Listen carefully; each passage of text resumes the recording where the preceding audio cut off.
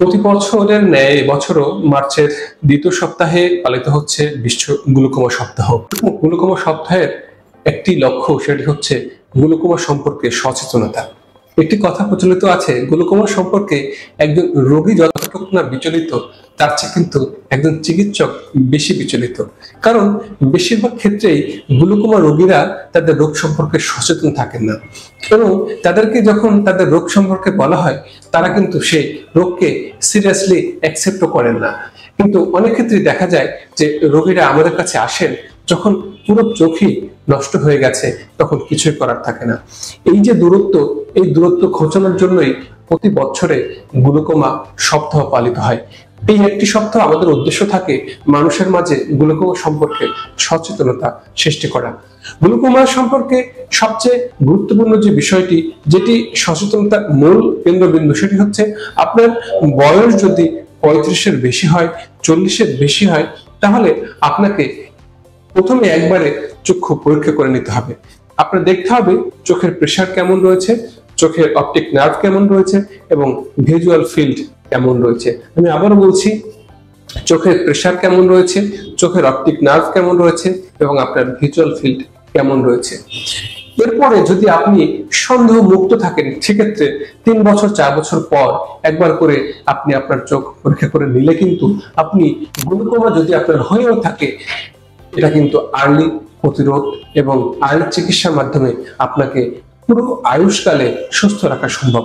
কিন্তু আপনার যদি কোনো রকমেরই পর্যবেক্ষণের আন্ডারে না থাকেন এবং অনিয়ন্ত্রিত গ্লুকোমা থাকে, তাহলে কিন্তু যে কোনো সময় একটি মানুষ অন্ধ হয়েই ডাক্তারের কাছে আসতে পারে। কারণ গ্লুকোমা রোগীরা কোনো রকমের ব্যথা, চোখ থেকে পানি পড়া, লাল হওয়া, মাথা ব্যথা, এরকম তেমন কোনো সিমটমই, উল্লেখযোগ্য সিমটমই অনুভব করেন না।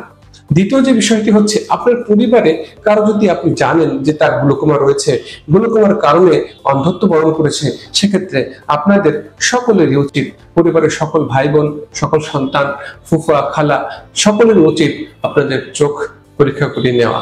বাংলাদেশে গ্লুকোমার সর্বোচ্চ চিকিৎসা রয়েছে গ্লুকোমা বিশেষজ্ঞ চিকিৎসকগণ, রয়েছেন চক্ষু বিশেষজ্ঞগণ। আসুন চোখের চিকিৎসা আমরা চক্ষু বিশেষজ্ঞ দিয়ে করাই। আমাদের দেশে যে সমস্যাটি রয়েছে, সেক্ষেত্রে আমরা দেখি গ্রামে গঞ্জে এমন কিছু প্রতিষ্ঠান রয়েছে যেগুলো বলা হয় থাকে চক্ষু সেবা কেন্দ্র, কিন্তু সেখানে কোনো এমবিবিএস ডাক্তারই বসেন না। চক্ষু বিশেষজ্ঞ তো দূরের কথা, একজন এমবিবিএস ডাক্তার পর্যন্ত সেখানে বসেন না।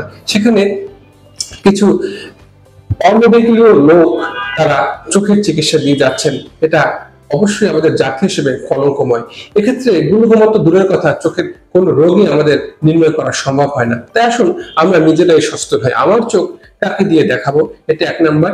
আমি দেখাবো কিনা, সেটি হচ্ছে প্রশ্ন। আসুন আমরা সচেতন হই, গ্লুকোমা রোগ সম্পর্কে আমরা জানি, গ্লুকোমা রোগ প্রতিরোধ করি এবং গ্লুকোমা রোগ থেকে অন্ধত্ব দূর করি। হাতে হাতে হাত মিলিয়ে কাজ করলে অবশ্যই আমরা গ্লুকোমার মতো নীরব ঘাতক থেকে আমাদের চোখগুলোকে রক্ষা করতে পারবো। আসসালামু আলাইকুম।